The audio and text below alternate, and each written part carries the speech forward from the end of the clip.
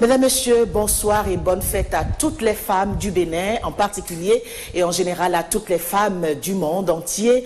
Eh bien, sans transition, Journée internationale de la femme. Nous en sommes à la 20e édition et l'événement est célébré un peu partout dans le monde. Au Bénin, c'est la salle rouge du Palais des Congrès de Cotonou qui a été le point de ralliement des femmes venues de divers horizons. Et cette cérémonie, présidée par le chef de l'État, a été l'occasion saisie par ces femmes pour communier dans une ambiance de joie et d'allégresse. Les temps forts de cette cérémonie, c'est avec Emmanuel Sebon. La célébration de la Journée internationale de la femme édition 2015 a valeur de renouvellement d'engagement. Elle intervient 20 ans après la conférence de Beijing, sanctionnée à l'époque par une plateforme d'action signée par 189 gouvernements dont celui du Bénin. Les Nations Unies, en choisissant ce thème, autonomisation des femmes, autonomisation de l'humanité imaginée, lance la réflexion rétrospective sur le chemin parcouru. Le Bénin a saisi la balle au bon en organisant ce forum national de la femme béninoise sur le thème participation de la femme dans les instances de prise de décision, facteur de développement durable. Le forum de 2 jours a donc permis d'évaluer le chemin parcouru d'une part et mettre en lumière d'autre part les défis qui restent à relever. Défis dont il faut tenir compte dans l'élaboration des objectifs de développement durable, relais des OMD en vue d'autonomiser véritablement la femme. Dans le cadre des négociations en cours autour des objectifs de développement durable, il nous semble essentiel pour le Bénin de se positionner pour que l'adoption par la communauté internationale des objectifs de développement durable prenne en compte non seulement l'autonomisation de la femme, mais que les cibles proposées par le panel des personnalités de haut niveau mis en place par le secrétaire général des Nations Unies soient prises en compte, et notamment les cibles en rapport avec 1. L'élimination de toute forme de violence à l'encontre des femmes et des filles. 2. La fin des mariages d'enfants dont l'Union africaine a lancé une campagne d'élimination en 2014. 3. Les droits égaux à ceux des hommes pour ce qui concerne l'acquisition et l'héritage des biens, y compris la terre, la signature de contrats et j'en passe. 4. L'élimination de la discrimination à l'encontre des femmes dans la sphère politique, économique et sociale. Les partenaires techniques et financiers ont plaidé pour une budgétisation sensible au genre, puisque selon eux, l'autonomisation des femmes doit faire l'objet d'un programme politique. C'est pourquoi les PTF, appuyés à l'occasion par Hunger Project, ont salué les initiatives du Bénin dans le sens de l'autonomisation de la femme. Il s'agit surtout des programmes de microcrédit aux plus pauvres et la volonté politique affichée par le chef de l'État en vue de promouvoir les femmes aux postes nominatifs et leur meilleur positionnement par les partis politiques pour les postes électifs. Le forum a insisté sur ces recommandations en reprenant par ailleurs les idées forces de la conférence de Beijing. Les recommandations issues du forum s'adressent à toutes les forces vives de la nation, gouvernement, Assemblée nationale, société civile, partis politiques. Le chef de l'État a reçu ces recommandations et instruit le médiateur de la République pour leur suivi, car il faut aller vite pour que les indices de parité s'équilibrent entre l'homme et la femme. Le forum sur la femme a été une occasion de franches discussions entre toutes les couches sociales dans leur grande diversité. Il a permis de libérer la parole et d'adresser les problèmes avec efficacité. Monsieur le Président de la République, Mesdames et Messieurs, au thème des travaux, plusieurs propositions ont été mises en perspective. Elles intègrent le renforcement de la communication pour le changement de comportement, la proposition de loi et leur application pour alléger la vie de la femme, la mise à l'échelle du programme de microfinance aux plus pauvres et plus précisément aux femmes, et les mesures coercitives pour la participation des femmes aux instances de prise de décision. La tenue du forum en prélude de la Journée internationale de la femme est la concrétisation d'une idée du président Boni Yayi émise le 8 mars passé. Il vise à trouver les mécanismes pour l'émancipation de la femme qui, malgré son hyperactivité dans l'agriculture, la transformation et le commerce, subit toujours de graves préjudices. Pour le chef de l'État, c'est une union sacrée qui permettra de rétablir la femme dans ses droits pour la parité, l'éducation et sa présence dans les sphères de prise de décision. Les 2 dernières journées ont été des journées de travail pour le Bénin. Je voudrais dire que les résultats de ce forum, que Madame le ministre en charge de la promotion de la femme vient de nous présenter, montrent combien il est important que nous poursuivions les efforts en innovant dans le sens de l'autonomisation de la femme. C'est pourquoi je voudrais remercier une fois de plus tous ceux qui ont participé à ce forum et qui ont nourri par leur apport les recommandations qui en sont issues. Vous avez tous écouté ces recommandations, je ne vais pas y revenir, mais je voudrais vous rappeler que ces recommandations ont interpellé le gouvernement. Nous avons reçu 5 sur 5 ces recommandations en ce qui concerne le gouvernement. Se sont adressés également au Parlement, aux partis politiques, aux femmes et militants des partis politiques, à la société civile, donc citoyens ou citoyennes béninoises, aux partenaires techniques et financiers, aux médias, etc.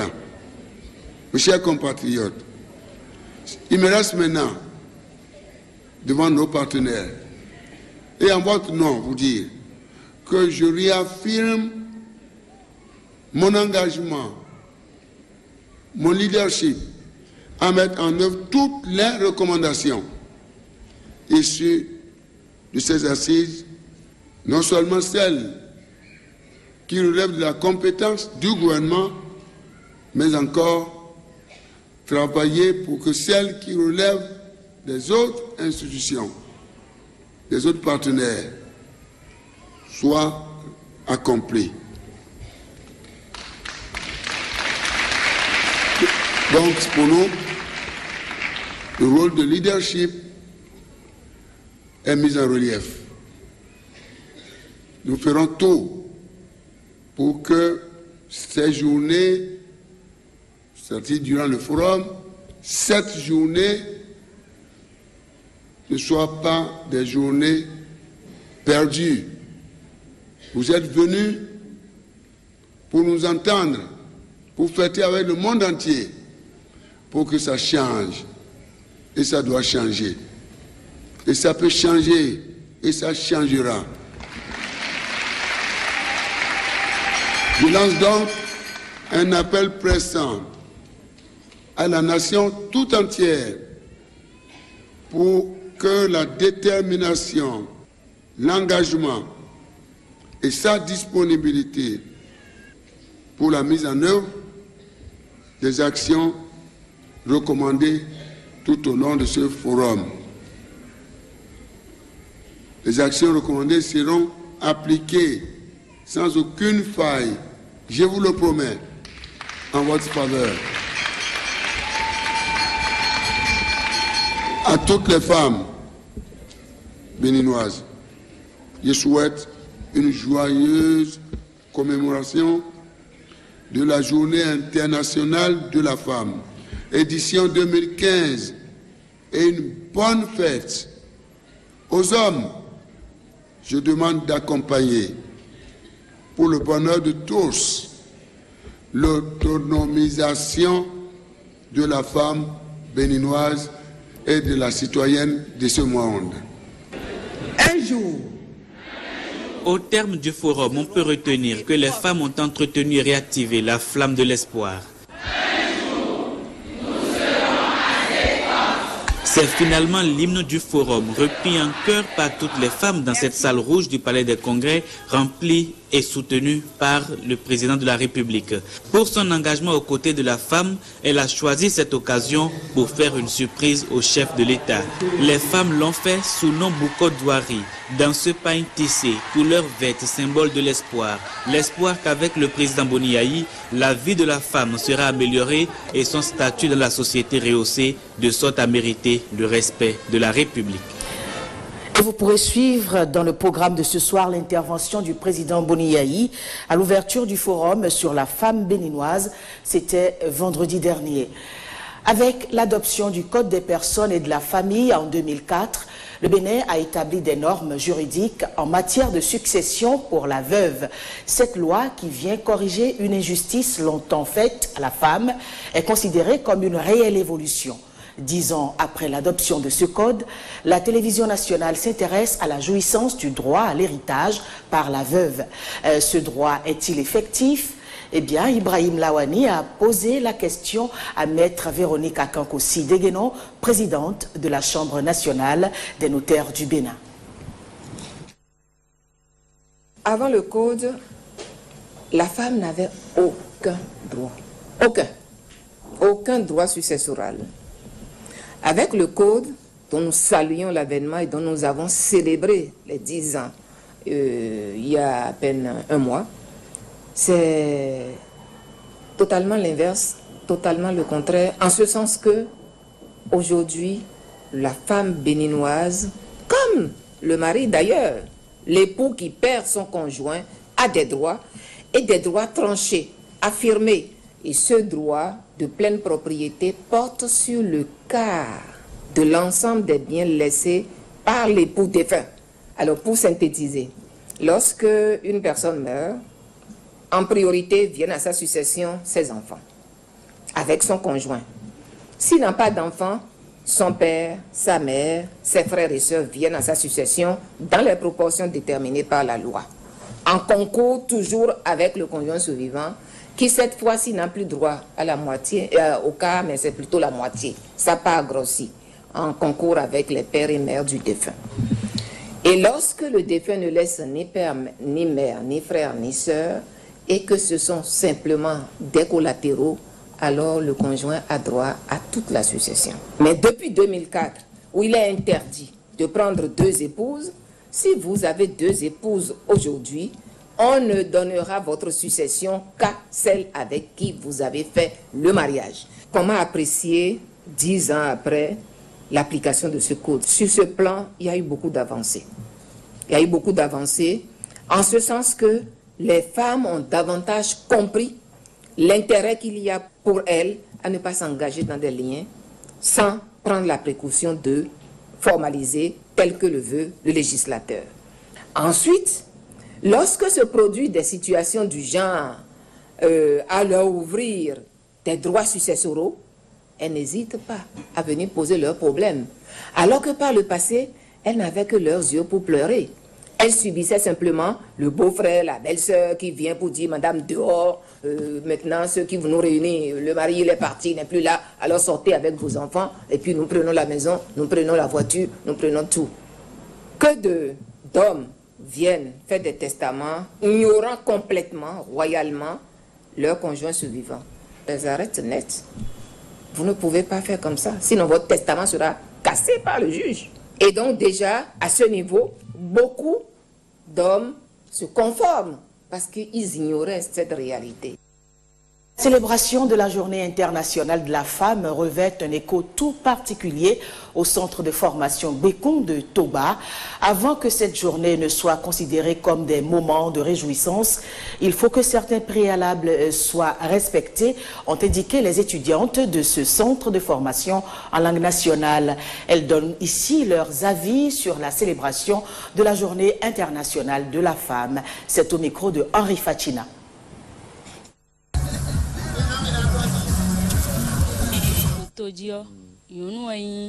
Dans un pays, sans la femme, on ne peut rien faire. De la même manière, sans l'homme, on ne peut rien faire. Il est donc important de trouver la femme dans toute initiative. Ce n'est pas bon qu'un homme fasse souffrir une femme, parce que la femme souffre. La femme laisse sa famille pour intégrer celle d'un homme, pour faire des enfants. Et ensuite, on la fait souffrir. Ce n'est pas bon. Ici, maintenant, nous n'avons rien créé, ne serait-ce l'allumette. Nous n'en fabriquons pas, même pas le métal. Nous n'avons rien créé et nous allons faire la fête de la femme. Nous ne pouvons pas festoyer dans la pourriture. Ce n'est pas une fête, ça. On dit que l'on fait souffrir la femme et on parle de fête. Il faut rechercher ce qu'il faut faire pour ne plus être esclave. Comment faire la fête? C'est après les inventions que vous allez prétendre vous mettre en joie et faire la fête comme vous voulez. Présentement, elles n'ont rien inventé pour se permettre de fêter. Pour célébrer la journée de la femme, ce sont les produits importés qui seront utilisés. Rien n'est fabriqué par les enfants de ce pays. Je dis bien rien. Prenons par exemple les pagnes. C'est ce qu'elles aiment, les boissons et autres. Même en voyageant pour arriver ici au centre, nous avons utilisé la voiture du blanc. Cela montre que nos aïeux n'ont rien laissé qui devrait servir à la postérité pour le développement de notre pays.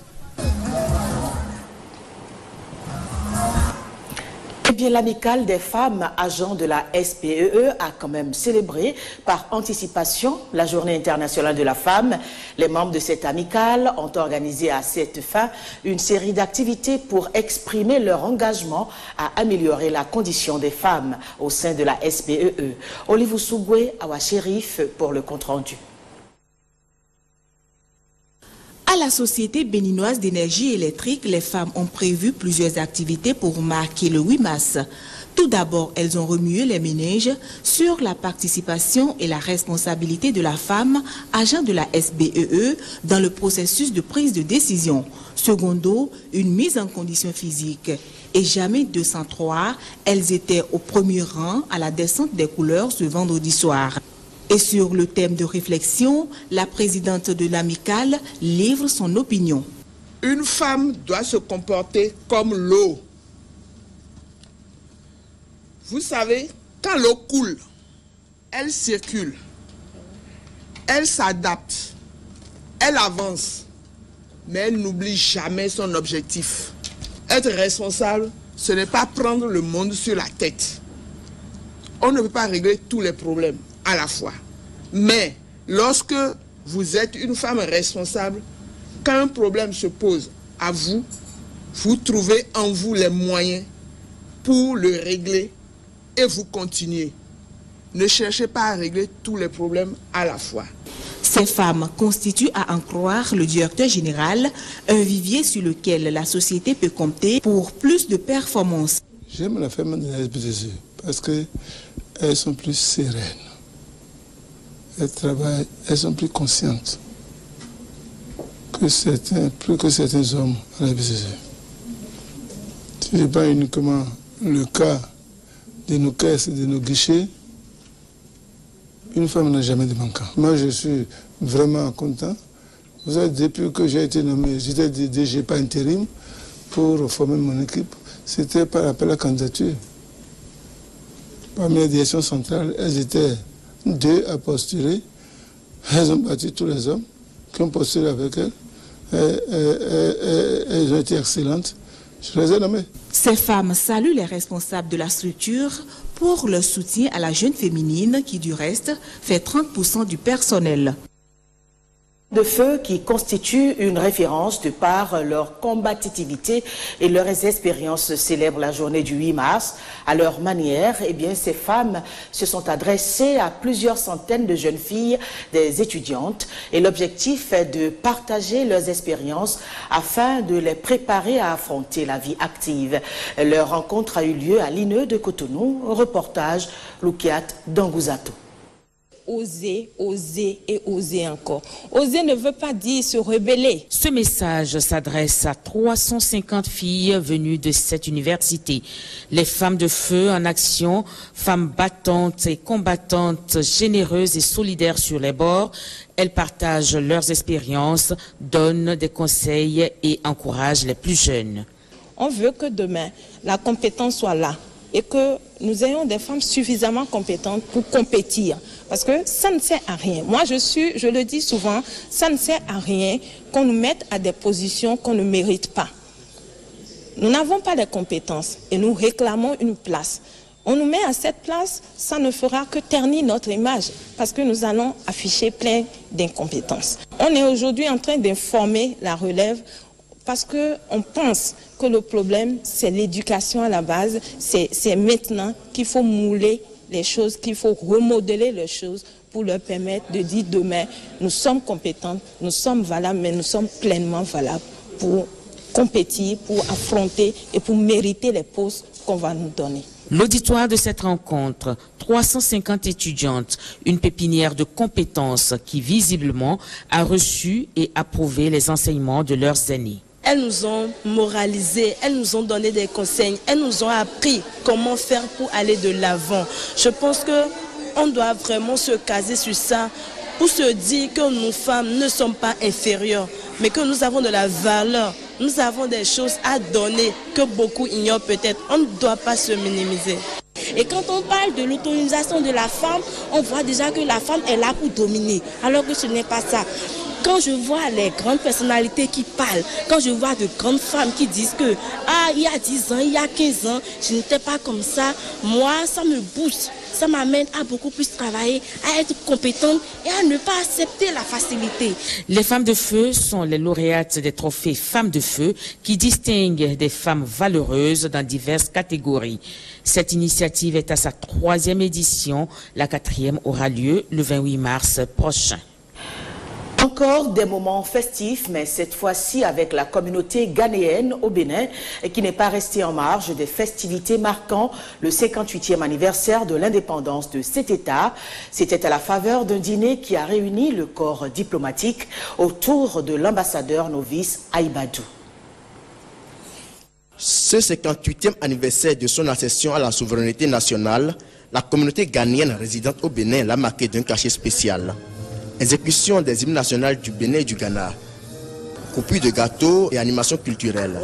Quels sont les temps forts de cette cérémonie qui renforce les liens de coopération entre les deux pays? Le Ghana a pendant de nombreuses années poursuivi une politique de bon voisinage dans la poursuite de notre approche pacifiste aux relations internationales. C'est dans cet esprit que le gouvernement et le peuple du Ghana apprécient hautement la réciprocité de l'amitié et la cordialité du gouvernement et du peuple du Bénin.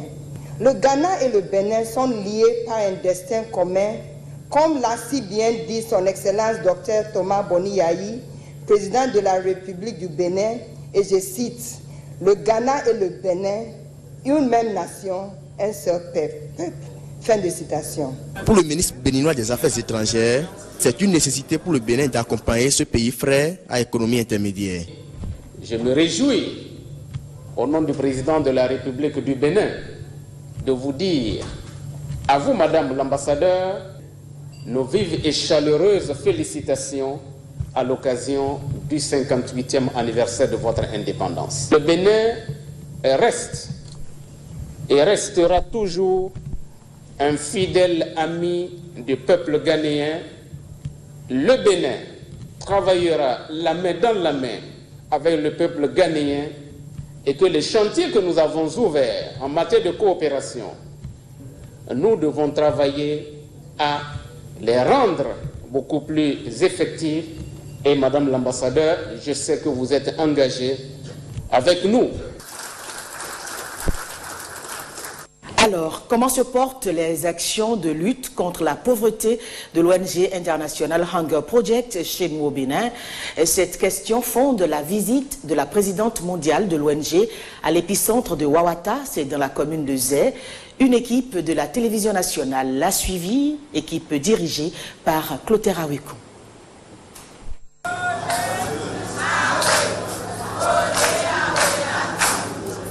Prendre le pouls des actions de l'organisation non gouvernementale Hunger Project sur notre territoire et renforcer le partenariat pour des objectifs et missions de l'ONG encore plus accrus et tangibles dans nos localités en but pour l'un de milliers d'ignorants. C'est la raison de la visite de la présidente mondiale de Hunger Project au Bénin. L'honneur revient aux usagers et populations de l'épicentre de Wawata dans la commune de Zé, de cet orgueil de ce premier déplacement au Bénin de la présidente Alsace Stromfeld. Oui, je suis au Bénin dans le cadre d'entrer en contact avec les partenaires dans le but qui est le nôtre de mettre fin à la faim et la pauvreté dans nos communautés. Et l'épicentre, je suis ici à l'épicentre, comme vous pouvez le voir, l'épicentre de Wawata, où j'ai rencontré les partenaires, mais je vais aussi rencontrer les membres du gouvernement. Et si le président de la République était disponible pour nous recevoir, ce sera vraiment une opportunité. L'objet de sa visite, c'est de rencontrer l'équipe de Hunger Project et de voir le point d'avancement de nos programmes et aussi de prendre contact avec des partenaires stratégiques et voir comment nous pourrions explorer des possibilités de partenariat et étendre davantage les actions que nous menons au niveau de nos épicentres qui sont nos zones d'intervention depuis de très longues années. Hunger Project a commencé au Bénin depuis 1997. Pour accomplir cette mission de lutte contre la faim et contre la pauvreté, Hunger Project a élargi son champ d'action de façon à renforcer davantage les capacités des acteurs qui sont nos partenaires dans les villages. Notre présidente est là pour regarder avec nous quel est notre réseau de partenariats et contribuer à l'élargir davantage. L'ONG Hunger Project est présente dans 22 pays à travers le monde, dont notre pays, depuis 1997. Le ministre des Sports, Safiou Idrissou Afo, a tenu une rencontre d'échange avec les présidents des associations et unions des supporters et l'objectif est de trouver les voies et moyens pour résoudre les difficultés rencontrées par les supporters lors des compétitions et autres activités sportives. C'est la salle de conférence du dit ministère qui a servi de cadre aux 10 échanges et c'est un compte-rendu d'Enoch Mpati lu par Awa Sherif. Comment faire pour résoudre les problèmes qui se posent au sein des associations et unions des supporters béninois et faire des propositions concrètes qui n'excluent aucun acteur du monde sportif? Voilà les questions qui ont fait l'objet des échanges entre le ministre des Sports et les présidents des associations. On a vu les années où véritablement nos équipes nationales ont été qualifiées pour les différentes CAN. On a vu la mobilisation. Moi, je n'ai jamais vu le stade de l'Amitié aussi rempli, craqué, à plus de 35 000 places. Aujourd'hui, ça nous manque. Ça nous manque parce que notre sport en général, et le football en particulier, a des problèmes d'organisation, a des problèmes de management, de gouvernance. Donc nous devons absolument trouver des solutions. Personne ne peut dire aujourd'hui que la solution pour résoudre les problèmes du football seul. Personne. Encore moins moi.